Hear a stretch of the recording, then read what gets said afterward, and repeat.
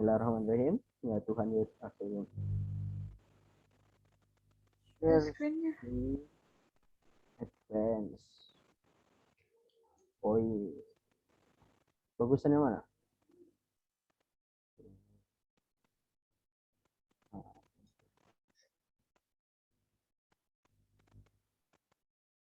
Download.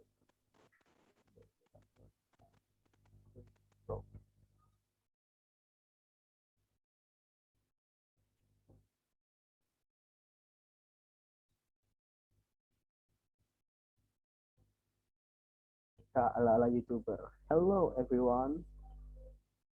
Hello everyone. Oke, ready ya. Bismillahirrahmanirrahim. Assalamualaikum warahmatullahi wabarakatuh. Halo semuanya, semoga dalam keadaan sehat walafiat, dalam ridho Allah dan selalu beriman kepada Allah Subhanahu wa taala. Baiklah, kami dari kelompok 2 yang terdiri dari Iksan Ahmad Latif, Intan Putri Utami, Nela Cantika, dan Rifki Arsa akan menjelaskan tentang alat USG.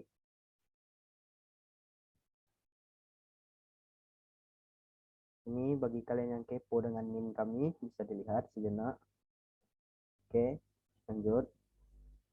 Baiklah, penjelasan yang pertama yang akan dijelaskan oleh Rifki Arsha. Kepada Rifki Arsha, dipersilakan.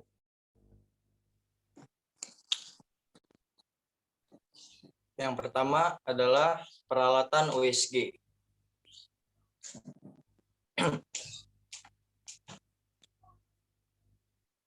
Peralatan USG yang pertama yaitu monitor. Monitor adalah layar yang digunakan untuk menampilkan bentuk gambar hasil dari pengolahan data komputer dengan monitor. Operator dapat memberikan penilaian mengenai pemeriksaan. Yang kedua, transducer atau probe. Transducer adalah komponen USG yang ditempelkan pada bagian tubuh yang akan diperiksa, seperti dinding perut atau dinding poros usus besar pada pemeriksaan prostat. Dalam transducer terdapat kristal yang digunakan untuk menangkap pantulan gelombang yang disalurkan oleh transducer. Gelombang yang diterima masih dalam bentuk gelombang akustik atau gelombang pantulan, sehingga fungsi kristal di sini adalah untuk mengubah gelombang tersebut menjadi gelombang elektronik yang dapat dibaca oleh komputer sehingga dapat diterjemahkan dalam bentuk gambar. Probe terdiri dari beberapa bentuk.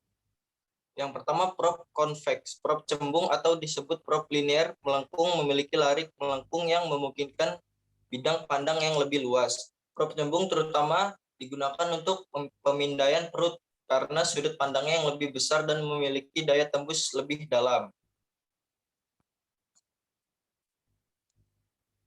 Yang kedua, probe linear. Probe linear memiliki susunan dan tampilan datar. Mereka digunakan untuk memindai bagian kecil dan struktur dangkal seperti tiroid di leher. Probe linear menghasilkan gambar yang lebih persegi atau persegi panjang. Yang ketiga, probe array. Probe array bertahap atau probe jantung memiliki pegangan yang lebih kecil dengan lensa dan susunan bentuk persegi. Biasanya mereka memindai gambar jantung. Probe array bertahap akan memiliki kedalaman yang lebih dalam untuk mencapai jantung dan menghasilkan gambar. Yang keempat, probe endocavity. Probe endocavity memiliki pegangan probe yang lebih panjang dan lensa serta susunan berbentuk U. Probe ini digunakan untuk memindai bagian dalam tubuh. Karena bentuknya, probe endocavity tidak memiliki jangkauan kedalaman yang luas, tetapi memungkinkan untuk bidang yang lebih luas daripada probe cembung.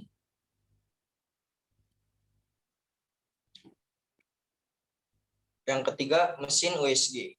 Mesin USG merupakan bagian dari USG berfungsi mengolah data yang diterima dalam bentuk gelombang dan mengubah gelombang menjadi gambar. Mesin USG merupakan pusat pengolahan data seperti Central Processor Unit atau CPU pada komputer. Mesin USG sangat mempengaruhi hasil pencitraan USG. Semakin baik CPU yang dipakai pada mesin, akan semakin baik dan cepat hasil yang ditayangkan di layar monitor USG. Terima kasih, saya kembalikan ke moderator. Baiklah, terima kasih Rifki Arsha atas penjelasannya. Baiklah, berikutnya kita akan berbicara tentang fungsi dari alat USG yang akan dijelaskan oleh Mela Cantika. Kepada Mela Cantika, dipersilakan. Terima kasih kepada monitor. Perkenalkan, nama saya Mela Cantika. Saya akan menjelaskan tentang fungsi dari alat-alat USG. Yang pertama adalah kehamilan. Mengetahui kondisi kehamilan seseorang dan juga digunakan untuk menentukan tanggal lahir, menentukan apakah bayinya kembar atau tidak, dan mencegah terjadinya kehamilan ektopik. Yang kedua adalah diagnostik. Untuk mendiagnosis bermacam-macam kondisi yang dapat mempengaruhi organ dan jaringan lunak tubuh, termasuk jantung, pembuluh darah, hati, kantung empedu, limpa, pankreas, ginjal, tiroid, testis, dan lain-lain. Yang ketiga, membantu prosedur medis. Alat ini dapat membantu prosedur medis seperti biopsi jarum yang harus dilakukan dokter untuk menghilangkan jaringan dari area yang tepat pada tubuh untuk uji laboratorium.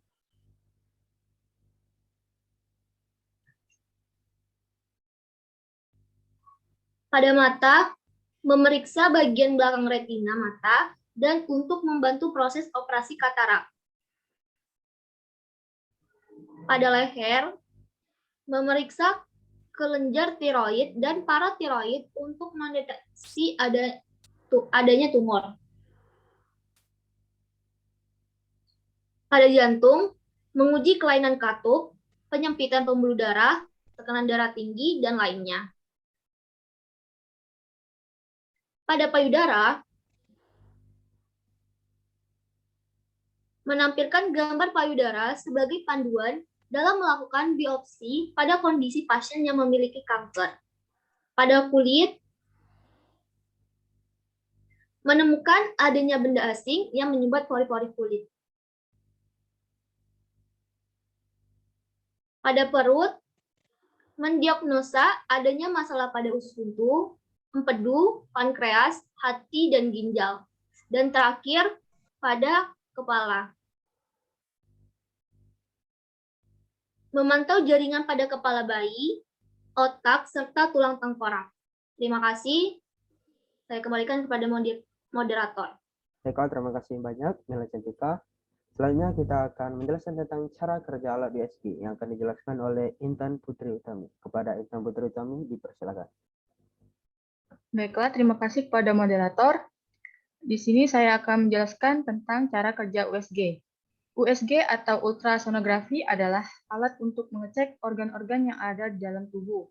Alat USG ini menggunakan gelombang ultrason yang berfrekuensi lebih dari 20.000 Hz. Nah, dalam alat ini, USG memancarkan gelombangnya melalui transducer. Transducer adalah alat yang berfungsi sebagai transmitter atau pemancar, sekaligus sebagai receiver atau penerima. Dalam fungsinya sebagai pemancar, transducer merubah energi listrik menjadi energi mekanik berupa getaran suara berfrekuensi tinggi. Sedangkan fungsi receiver pada transducer merubah energi mekanik menjadi listrik. Di sini saya akan menjelaskan cara kerja USG sesuai urutan nomor pada gambar. Untuk nomor 1 ada gel ultrasound. Pertama-tama, sebelum dilakukan scan dengan ronsen, biasanya akan dioleskan gel ultrasound khusus pada kulit untuk menghilangkan sekap udara antara transducer dan tubuh. Cara ini digunakan untuk membantu memudahkan penyebaran lebih banyak gelombang suara ke dalam tubuh. Untuk nomor 2, arus listrik menyebabkan kristal piezoelektrik di dalam transducer bergetar dan menciptakan gelombang suara. Selanjutnya, untuk nomor 3, gelombang suara tersebut memancar melalui tubuh sampai mencapai batas antara jaringan-jaringan yang berbeda. Beberapa gelombang tersebut kemudian akan dipantulkan kembali sebagai gema. Selanjutnya, untuk nomor 4, hasil pantulan gema kemudian dilewatkan ke unit pemrosesan pusat yang menghitung informasi dan menghasilkan gambar di layar. Dan yang terakhir, untuk nomor 5, gema-gema yang dipantulkan mencapai kristal piezoelektrik di dalam transducer yang menyebabkannya memancarkan arus listrik. Sekian penjelasan dari saya dan saya akan alihkan ke moderator. Baiklah, terima kasih Intan Putri Utami atas penjelasannya. Selanjutnya kita akan menjelaskan tentang prinsip fisika yang digunakan pada alat USG yang akan saya jelaskan sendiri. Baiklah, prinsip fisika memiliki hubungan yang jelas dengan alat ini, tidak seperti hubungan Anda dengan dia. Lalu apa saja prinsip yang digunakan? Let's check it out. Yang pertama adalah cahaya. Teknologi radiasi yang diyakini paling kecil bahayanya atau bahkan tidak ada sama sekali adalah MRI. Pasalnya diagnostik imaging berteknologi tinggi ini menggunakan medan magnet, frekuensi radio, dan seperangkat komputer untuk menghasilkan gambar berupa potongan-potongan penampang tubuh manusia.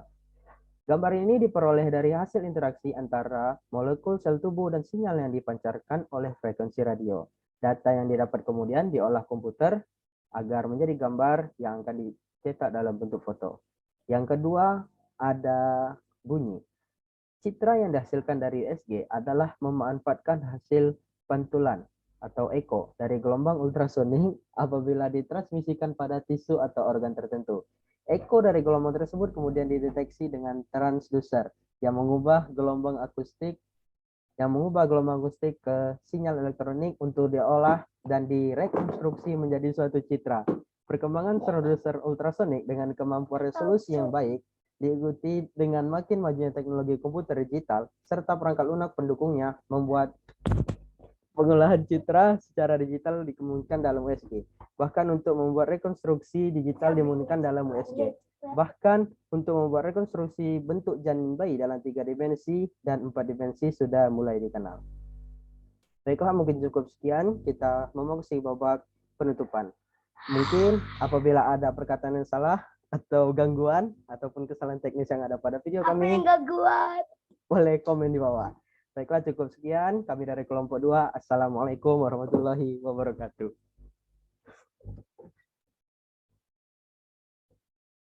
Dah.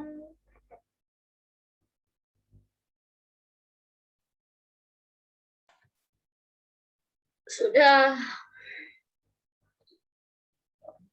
Coba aku